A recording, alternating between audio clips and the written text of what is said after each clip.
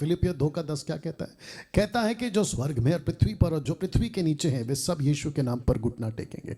ये चित्र शुक्र है मुझे मिल गया।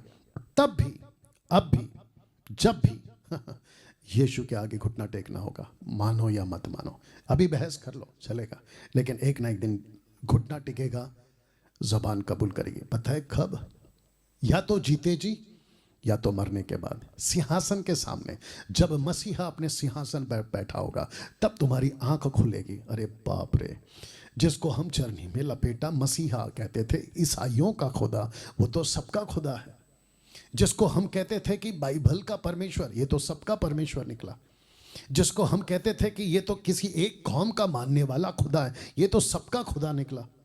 तब आंख खुलेगी, जबान कबूल करेगी, घुटना टिकेगा कि यीशु ही प्रभु है, किसी दूसरे के द्वारा उद्धार नहीं। क्योंकि स्वर्ग के नीचे मनुष्य में कोई दूसरा नाम नहीं दिया गया जिसके द्वारा हम उद्धार पा सके।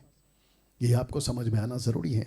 यीशु का प्रभाव 3 लोक में चलता है साहब, मानो या ना मानो। एक स्वर्ग, दूसरा पृथ्वी, तीसरा नरक। चित्र देख लीजिएगा आप लोग। इन तीनों लोक में यीशु का प्रभाव चलता है, यीशु का दबदबा चलता है। स्वर्ग यीशु को जानता है, पृथ्वी यीशु को जानती है, नरक यीशु को जानता है। मनुष्य यीशु को जाने, ये परमेश्वर की इच्छा है। शैतान को अच्छे से पता है यही मसीहा है, लेकिन वो उनकी आंखें बंद करके रखा है। लेकिन हम जैसे प्रचारकों के चलते मसीहा उन पर दया करेगा, इस विश्वास के साथ हम प्रचार करते हैं। जानते हो, एक दिन मसीहा बादलों पर आएगा और लिखा है हर एक आंख उसको देखेगी। प्रकाशित वाक्य 1:7।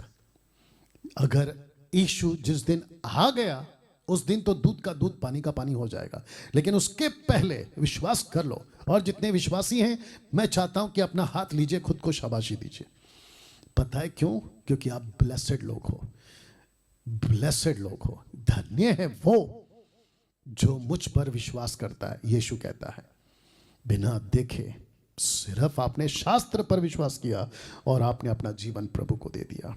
अब सबसे बड़ा सवाल,